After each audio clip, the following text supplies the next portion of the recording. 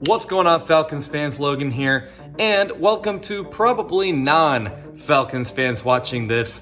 The reason I'm right next to SpongeBob right here is because, man, letting out any bold prediction you have for a football season is extremely tough, and this is just how I felt every time I said a bold prediction in this video. I'm gonna go over something that I have never, ever done on this channel, because this channel is mainly Falcons talk. But I just wanted to make a video going over every NFL team and just bold predictions that I feel really will happen in the 2021 NFL season. Why am I making this? Because why not? I feel talking to people about it isn't enough. The amount of times I tweet it isn't enough. I want to make it into one separate video and see if everything I say in this video is going to age well. So if you're a Falcons fan and you have been on this channel for a long time, welcome back. If you're new here, please subscribe so you don't miss any weekly content going over your favorite NFL team. And if you are not a Falcons fan, welcome. I hope you enjoy Falcons Weekly Talk. If you are interested in that, please do hit that subscribe button so you don't miss any weekly content. But anyway, let's get into my 10 bold predictions for the 2021 NFL season. All right, let's get straight into it. The first two bold predictions I have here are Atlanta Falcons bold predictions that I made for my previous video going over 4 bold predictions for the Atlanta Falcons in 2021, but there's just 2 of them that not only sound pretty freaking bold, and I just thought why not put them in this video, but I also feel really confident that these will actually happen. So let's just get straight into it.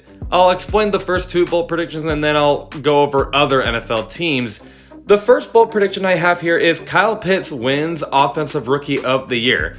Now, the question isn't necessarily is he talented enough to win Offensive Rookie of the Year, because everyone knows he is. The question is, will he get recognition for it? Because a lot of the time they'll give Offensive Rookie of the Year to quarterbacks or running backs. I don't think a tight end has ever won Offensive Rookie of the Year before. Well, brace yourselves, because Kyle Pitts could just be the first to do that. I mean, if he was the highest drafted tight end in history, then surely he has a chance to be the first tight end to win Offensive Rookie of the Year. And if Kyle Pitts is to do exactly what he is promising he can do in the NFL, I think that could honestly grab everyone's attention and be like, whoa, Kyle Pitts, he's balling out, and he's a tight end. He's a rookie tight end, and he even plays a little more than tight end. He can also play receiver. I think that could honestly grab everyone's attention and just be like, why not vote for a tight end to be Offensive Rookie of the Year, who even plays a little more than just tight end? And I honestly feel he actually will play a little bit of receiver on the Atlanta Falcons, considering Arthur Smith is honestly kind of an offensive genius. He might mix things around with Kyle Pitts. Why do you think he drafted him? And Kyle Pitts is probably in the best place to develop as an NFL tight end. He's working with Arthur Smith and Matt Ryan, and if you know anything about football, you will know that those two love to utilize tight ends. So if Kyle Pitts is working in Atlanta and 2 people, a quarterback and a head coach that love to utilize tight ends, and just overall the talent and maybe the recognition, I think Kyle Pitts could certainly win Offensive Rookie of the Year. Now, the next Falcons bold prediction is the Falcons beat the Patriots in Week 11 of Thursday Night Football. Now, when I first made this prediction, it kind of seemed like, I don't know if this will actually happen. But as time is going by, man, I don't know, I'm kind of feeling good about it. First off, Mac Jones is a rookie quarterback. Just in general, I would take a rookie quarterback over I would not take a rookie quarterback over Matt Ryan any day. But, you know, Mac Jones, he is a rookie. I keep saying Mac. Cam Newton is not there to coach up Mac Jones. He doesn't have that veteran presence. But apparently, Cam Newton wasn't even good anyway, because Mac Jones was teaching Cam Newton the playbook. So, you know, maybe I'm overreacting here, but that kind of sort of tells me that maybe no one's doing their assignments in New England. I think I'm overreacting a little bit there, but I don't know. It's just something to look out for. If a rookie has to teach a veteran, there's a little bit of trouble there. So I don't know if like the culture is in place. There's not really any offensive talent for Mac Jones to work with anyway. And it's also a road game for the Patriots. Let's just be real here. Any road team on Thursday night, it's not that they can't win, obviously, but I don't know. Like, I just feel like the nod usually always goes to the home team. And plus, now, listen, Patriots fans are definitely going to show out for this game. Don't get me wrong. But I think it's pretty safe to say Falcons fans are obviously going to show out and make sure they do everything they can to not lose to the Patriots again. You know, Matt Ryan maybe necessarily can't beat Tom Brady, but can he just beat the New England Patriots? Because Tom Brady's not on the Patriots. Can he just beat the New England Patriots? And I think he certainly has a chance, considering it's a Thursday night game. The Falcons are home. There's going to be fans. And, you know, it's a rookie quarterback versus Matt Ryan. I think Matt Ryan will probably get the nod here. And plus, honestly, I don't know. Mac Jones doesn't have much offensive help. So that is why I think the Falcons beat the Patriots. All right. Now for the actual other NFL teams that I'm sure you all were waiting for. All right. The third prediction here is the Cowboys finished last in the NFC East with only 4 wins. I honestly feel it could very well happen here. Now, the sad thing is that considering they're in the NFC East, they actually have a legitimate chance to win the division with only 4 wins, which is really crazy. I'll just say that. But the Cowboys, man, I don't know. Like, they don't have any defensive talent. Well, I don't want to say they don't have any, but they just hardly have a lot of defensive talent. Let's just say that. The coaching staff is honestly the main reason I'm lower on this Cowboys squad.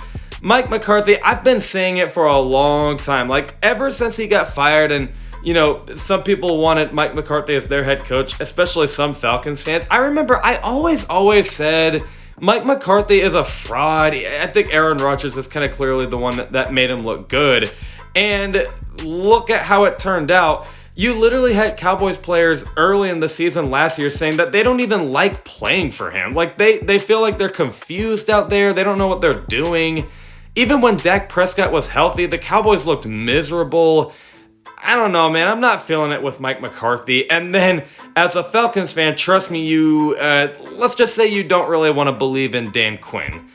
I will just put it at that. And then, you know, I pray for Dak Prescott. I really do. I want Dak Prescott to succeed. I want him to win Comeback Player of the Year or whatever he has a chance of winning. I want him to win something. Don't get me wrong.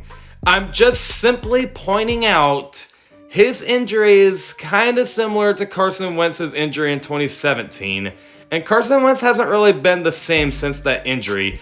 I hope it doesn't happen to Dak Prescott. Okay, I'm not saying I'm wishing bad upon him. I'm just saying, watch out. That injury maybe is still going to hurt Dak Prescott. Is all I'm going to say.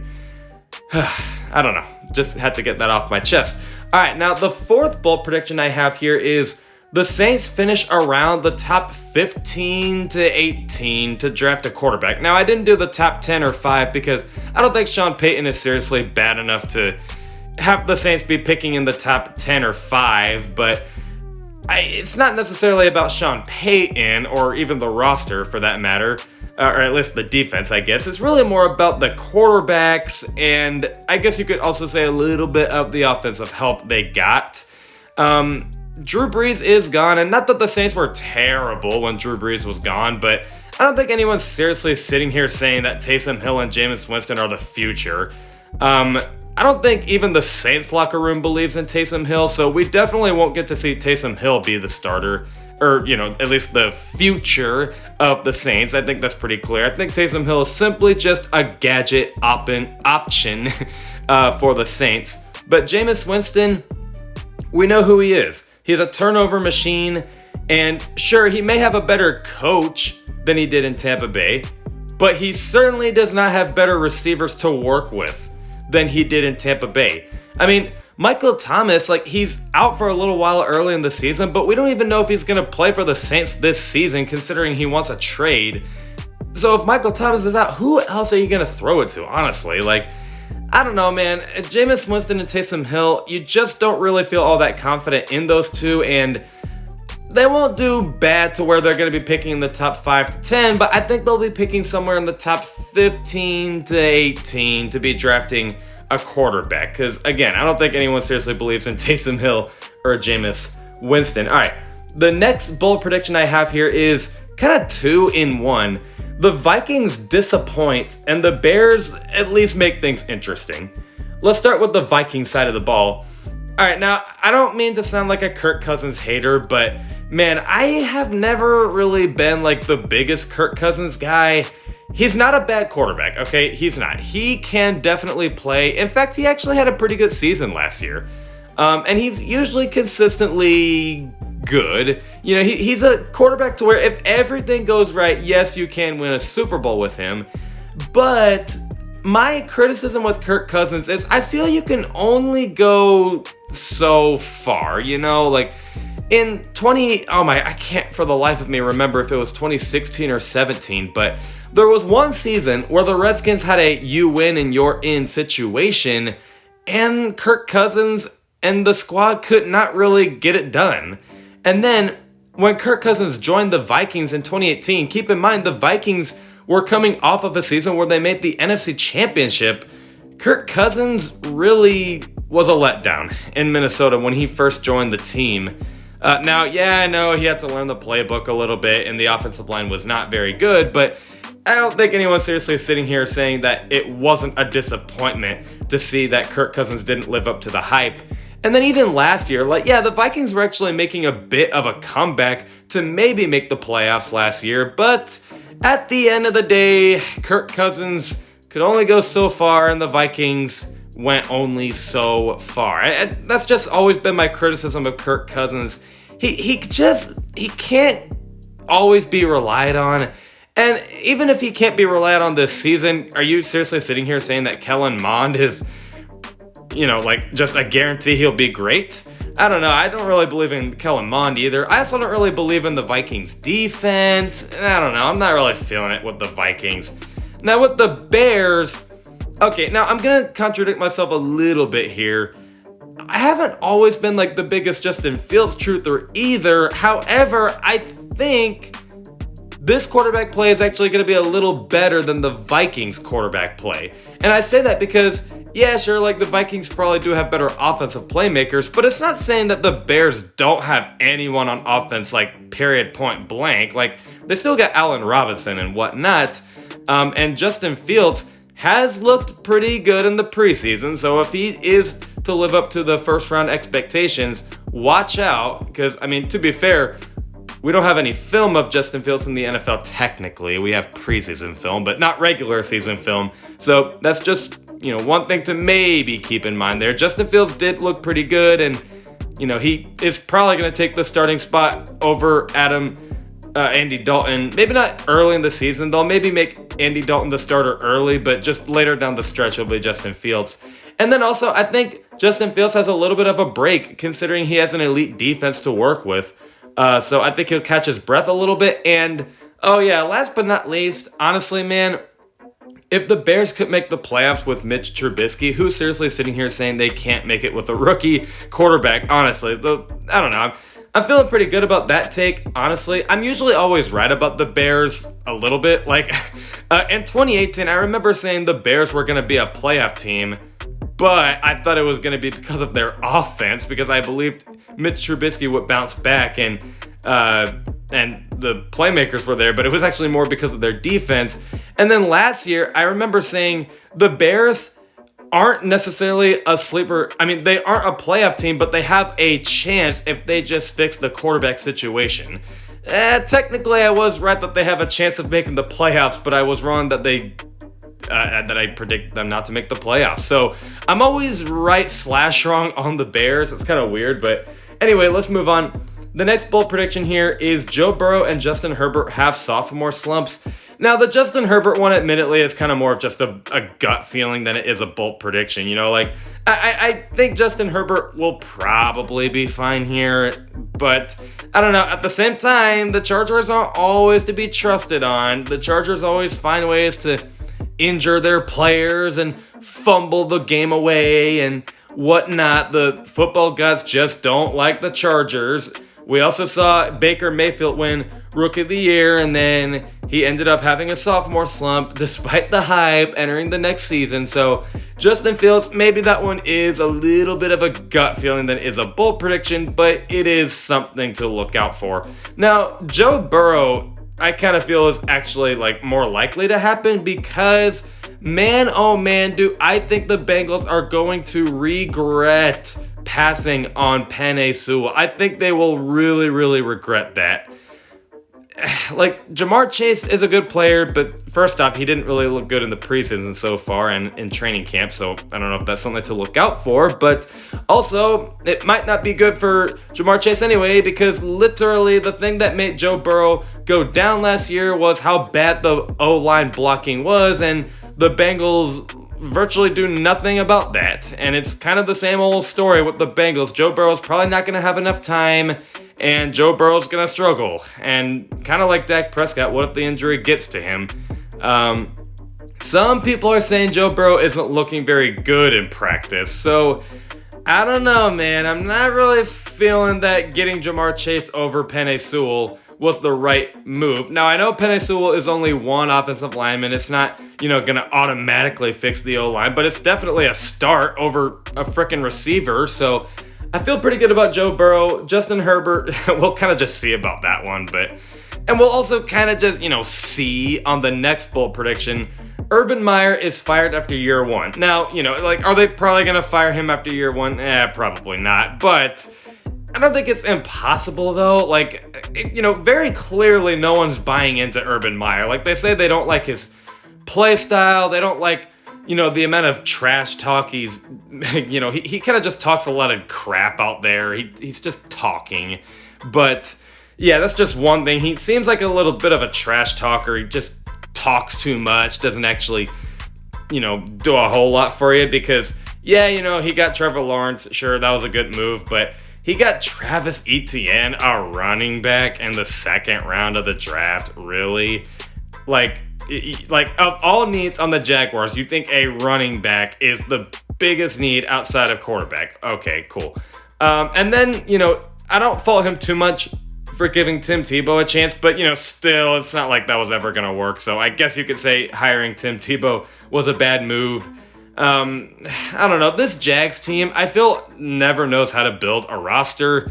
They always kind of go for what sounds cool. Like, oh, Urban Meyer, remember him? He's our head coach now. But, is he really going to work out? Like, he's a former college coach. Is he really going to do well in the NFL? Oh, Tim Tebow, remember him? He's our tight end. But, is it really going to work out? Travis Etienne and Trevor Lawrence, the Clemson duo, they're coming to Jacksonville. But did you really need a running back? And then even back then, oh, we got Nick Foles, the Super Bowl MVP, but, that didn't work out. That was clearly just to sell tickets. I don't even think the team believed in that. Blake Bortles made the NFC Championship, but everyone knew Blake Bortles was trash. This Jags team always just kind of goes for hype. And with going for hype with Urban Meyer, because he's just this old Ohio State, Florida head coach, I don't know if the Jags are seriously buying into him. So, I don't know. It could happen, but we'll see. We'll see. The next one, this is probably my least confident bold prediction I have here. The Patriots have another losing season. Now, in my NFL predictions video with my brother on my sports channel, L2 Sports, I'm sure you guys have probably seen that already. I actually predicted the Patriots to have a winning season with 11 wins and go to the playoffs. But admittedly, things are kind of looking a little shaky for the Patriots as of late. They released Cam Newton. Mac Jones doesn't have that veteran presence, but it looked like it wasn't going to matter because Mac Jones was teaching Cam Newton the playbook, so I don't know if that means the culture is not very good right now. I don't know. We'll see. Stephon Gilmore's out for a little while. They could be off to a rocky start. There's not really any offensive playmakers, to be honest with you. The Bills and the Dolphins look like they might just be better than the Patriots right now in their own division. And don't sleep on the Jets. Don't sleep on the Jets for sure. And then, Bill Belichick, I do still think he's the greatest head coach of all time. I do. I think he will go down as the greatest NFL head coach of all time.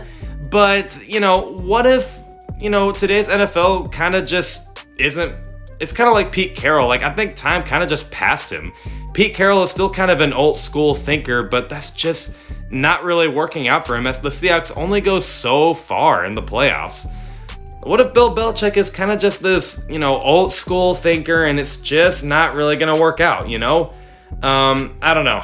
I feel not so confident about this one, but we will just see. All right, this next bold prediction, I hate to admit this one, honestly, but I will admit the Panthers are looking okay as of late, and they might at least look like playoff contenders.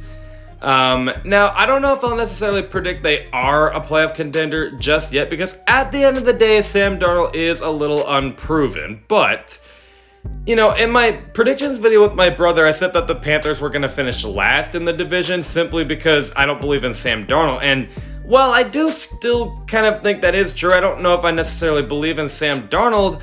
I also will admit, I'm starting to bring in just a little bit of hype for this Panthers squad because anyone is better than Adam Gase, okay? Like, Sam Darnold, to be fair, is working with a much better roster than he did in New York. He's got Matt Rule and Joe Brady. Okay, automatically better than Adam Gase. Okay, bingo.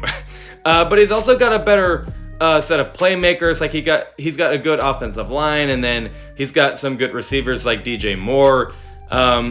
Things could turn around simply because he's got a much better roster and team to work for.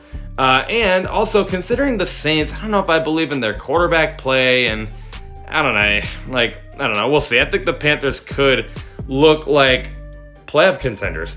And then the last one, man, if you've been watching my channel for a long time, you'll know how high I am on Zach Wilson.